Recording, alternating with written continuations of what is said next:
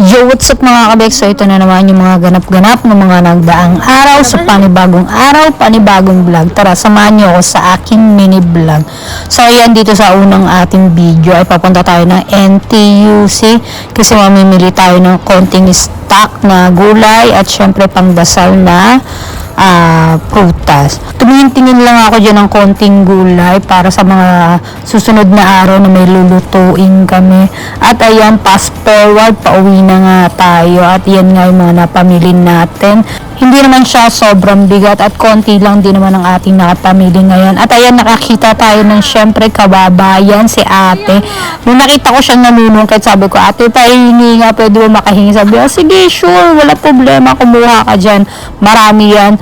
Pero iba yung lasa ng mangga dito, hindi talaga, hindi katulad ng mangga natin dyan sa Pilipinas. So, ayan, binibigyan tayo ni ateng. Thank you, ate. Pwede ako kumuha? Thank you. Oh, kahit sa asin nga lang, masarap na. Thank you po. Thank you. Malalaki yung taas sa kaso mabigat yung pang mo din no. Mabigat din yung pang sungkit mo. Pero maganda yung pang sungkit nila kasi. Ay. At fast forward na naman, ayan, pupunta na naman kami doon sa clinics kung saan inoperahan yung mata ni Amo. Magpapalo up, check up lang yan. At ayan, pagkaraan ng ilang minuto, nandyan na rin kami. At hindi pa kami nagtagal dyan, siguro mga 10 minutes lang kami. At ayan, ko lang sila Amo, tutulungan ko lang sila Amo makasakay sa Grab kasi tayo ay pupunta sa ibang lugar. Yes. Pupunta tayo ngayon sa Lucky Plaza dahil nga katabi lang ng hospital na to yung Lucky Plaza, kaya instant talaga tayo, nalibre tayo ng pamasahe papunta dyan sa Lucky Plaza. At ayan, pagkatapos ko nga pala magpadala, ayan, pupunta tayo dito sa Baludar at maghahanap tayo ng mga kailangan natin para sa ating katawan. At fast forward na naman po fast forward. Bumaba tayo dito sa basement para bumili ng Jollibee. Parang natakam kasi ako sa burger tsaka dun sa Sunday. So ayan, pagkaraan ng 5 minuto, naghintay-hintay lang tayo. Siguro mga 5 minutes o 10 minutes tayo naghintay-hintay. At ayan, nakuha na nga natin ang ating order. Take out na yan. Pero kinain ko na yung Sunday. Resto. Para walang nakaupo. Sa labas mag-ice cream na tayo. Sarap.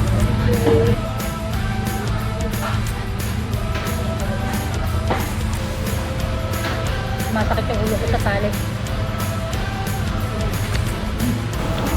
At yan, fast forward na naman tayo. Sabado naman tong araw na to dahil nung nagpadala tayo ay Biyernes. At ayan, nandito kami sa Shangi Hospital. Sunod-sunod talaga yung na to, schedule ni Amo tong nagdaang mga linggo na to. Kaya sobrang busy.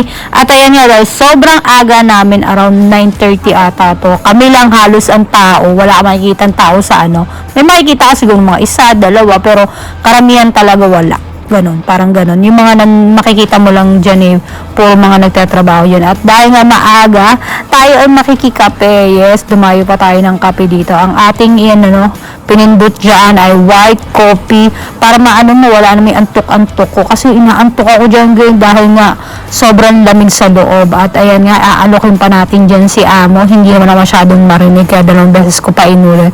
At then sabi niya, sige, go ahead, enjoy. Sabi niya gano'n, di ba? Nagkape-kape tayo. Napaso pa dila ko dyan.